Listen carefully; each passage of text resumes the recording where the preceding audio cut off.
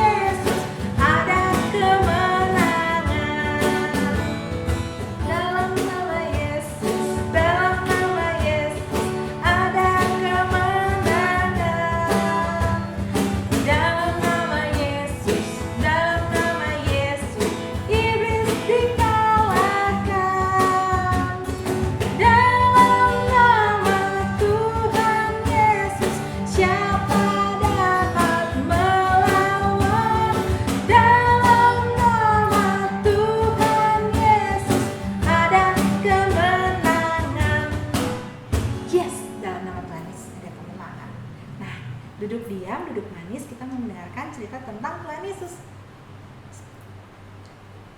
Hai anak-anak. Nah, jumpa lagi pada pagi ini bersama dengan Mas Galang. Nah, hari ini kita akan sama-sama belajar kembali nih tentang cerita Alkitab. Nah, ada yang tahu nggak? Kita sudah masuk di pelajaran berapa? Ayo, pelajaran berapa? Pelajaran yang ke-8. Nah, kita belajar tentang panggilan demi keselamatan orang lain. Demi keselamatan orang lain, apa sih maksudnya? Nah, hari ini kita akan sama-sama belajar lagi nih tentang seorang tokoh yang sama seperti minggu kemarin, yaitu Rasul Paulus.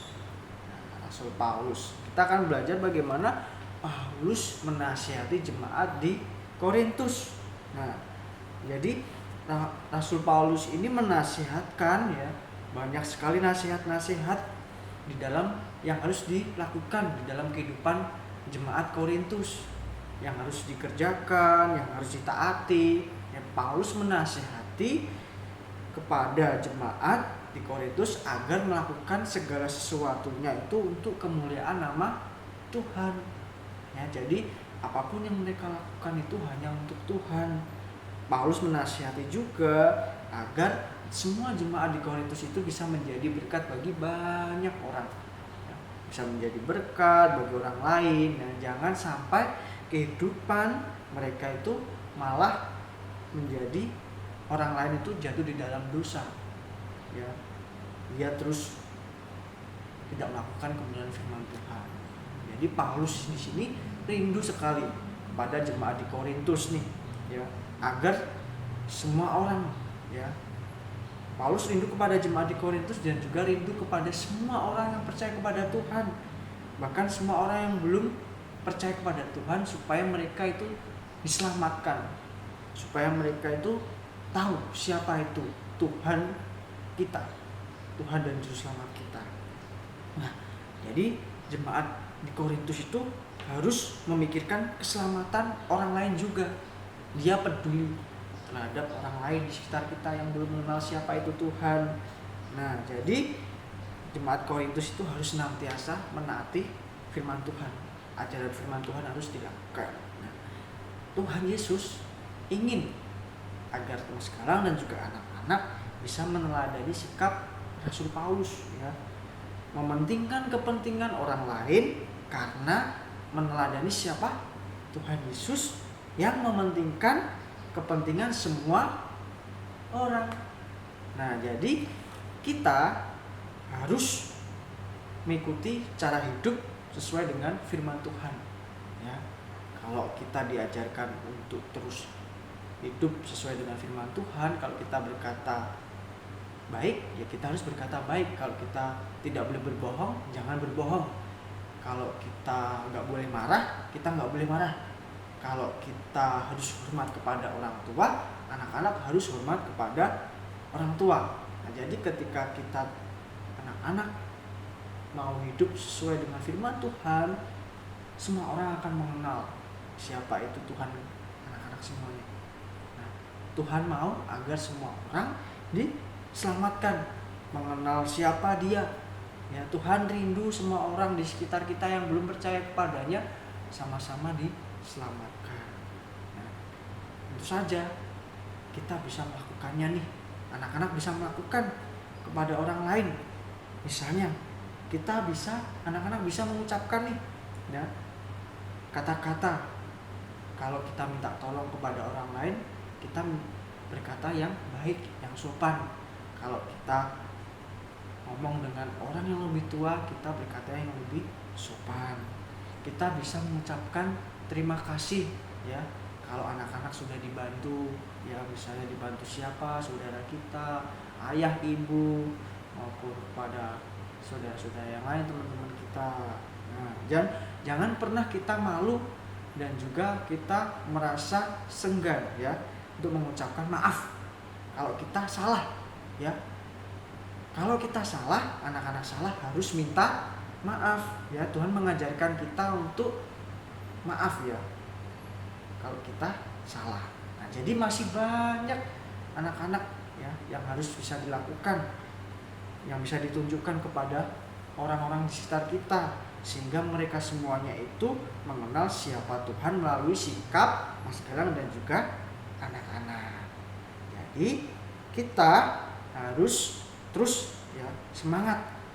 Nah, jadi anak-anak harus belajar nih seperti Rasul Paulus. Dia tidak mementingkan dirinya sendiri tetapi mementingkan orang lain untuk keselamatan mereka semuanya. Karena Tuhan Yesus rindu semua orang itu diselamatkan. Nah, jadi kita sudah belajar tentang satu tokoh yang luar biasa yang peduli dengan keselamatan terhadap orang lain. Nah, kita akan hari ini akan sama-sama membaca ayat hafalan kita nih. Yuk kita sama-sama membacanya ya. Di dalam 1 Korintus 10 ayat 33. 1 Korintus 10 ayat 33. Ya, bunyinya gini ya. Bukan untuk kepentingan diriku, tetapi untuk banyak orang. Lagi, bukan untuk kepentingan diriku, tetapi untuk banyak orang. Oke anak-anak semuanya.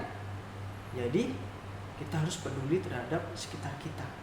Kalau anak-anak saat ini sudah diselamatkan oleh Tuhan, kita harus peduli dengan orang-orang sekitar kita supaya mereka bisa sama-sama diselamatkan seperti kita menerima Tuhan sebagai Tuhan dan Juru Selamat. Oke. Kita sudah belajar tentang cerita Alkitab, membaca Alkitab, dan tetap setia untuk terus mengikuti sekolah minggu. Oke. Sampai jumpa minggu yang akan datang. Dadah. Nah, itu tadi cerita tentang demi keselamatan orang lain. Hebat ya, Tuhan sudah memikirkan bagaimana kita hidup di dalam rel kebenaran.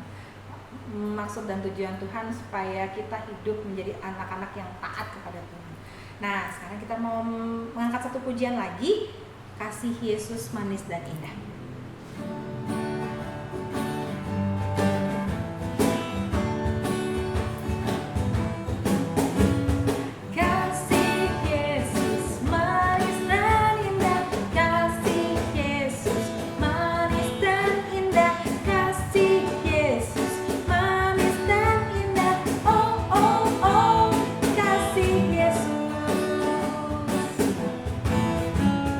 Lebih dalam dari lautan, lebih luas dari samudra, lebih tinggi dari langit. Oh, oh, oh, kasih Yesus. Kau temanku, ku temanmu, kita selalu bersama, seperti mentega dengan roti. Kau temanku, ku temanmu, kita selalu bersama, seperti celana dengan baju. Ku akan selalu mendorongmu, mendengarmu terus maju. Dan bila kau sedih, ku akan mendoakanmu kepada Tuhan. Kau temanku, ku temanmu, kita selalu bersama, seperti mentega dengan roti. Kau temanku, ku temanmu, kita selalu bersama, seperti celana dengan baju. Seperti diriku dengan kamu. Ya, kita satu dalam doa ya. Terima kasih Tuhan Yesus untuk kebaktian pada saat ini, untuk kelas asuhan saat ini Tuhan. Bersuka cita untuk melihat anak-anak ini boleh datang ke hadirat Tuhan dengan semangat, dan dengan masa kecil mereka boleh memuliakan nama Tuhan. Dalam nama Tuhan Yesus kami bersyukur. Amin. Amin. Sampai ketemu minggu depan dengan cerita-cerita selanjutnya. Dadah.